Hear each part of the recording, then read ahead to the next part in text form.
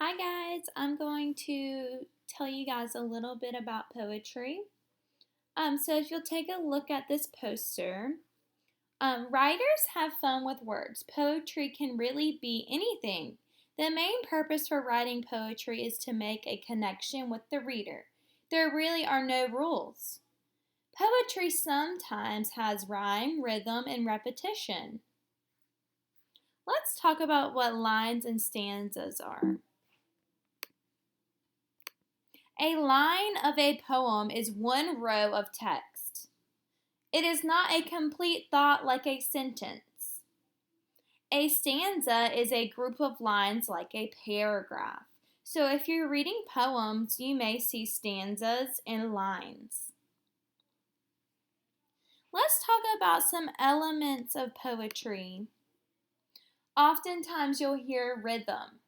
Rhythm are the words in a poem have a beat when you read them like music. If you think about Dr. Seuss books, they oftentimes have a rhythm with rhyming words.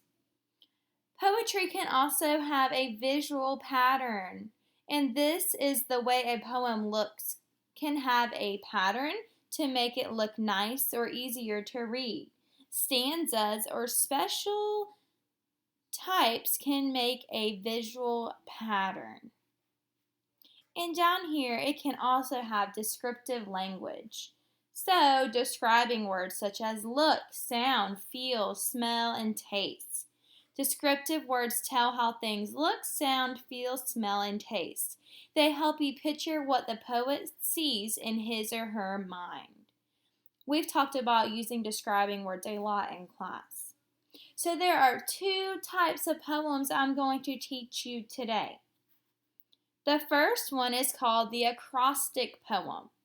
An acrostic poem is a type of poetry where the first letters in a line spell out a particular word or phrase. Oftentimes, people use adjectives to describe the word given. For example, if I use the word dog, does cute things, outstanding pets, great to snuggle with. So I've described what a dog is using an acrostic poem. I want you guys to make one using the word spring. Let's see. S. Sunny and hot.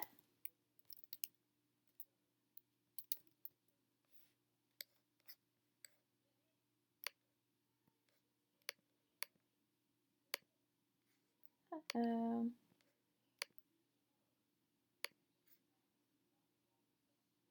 What could we put for P? Ooh, I know. Pollen everywhere.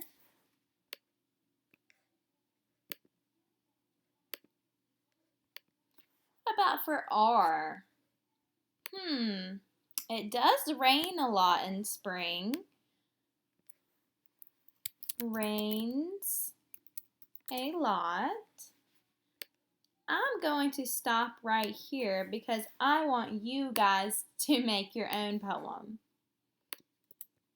But here is an example. You can also make an acrostic poem using your name. You really can use any word you want.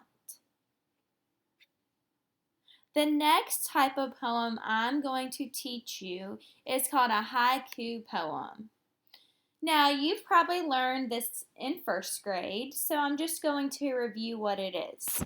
A haiku poem is written in 17 syllables, divided into 3 lines of 5, 7, and 5. Now, remember, a syllable is like this. If I use my name, Miss Gibbons, I'm going to clap to see how many syllables are in my name. Miss Gibbons. I have 3 syllables in my name. So when writing a haiku poem, in the first line, you must use 5 syllables.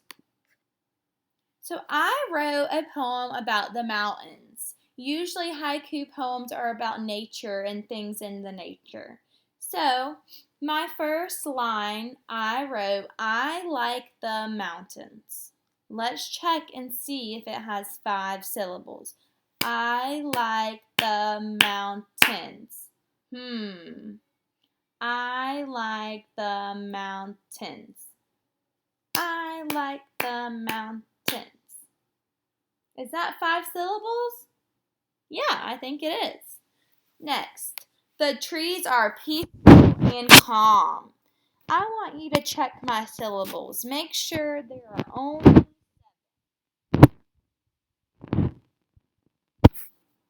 the trees are peaceful and calm.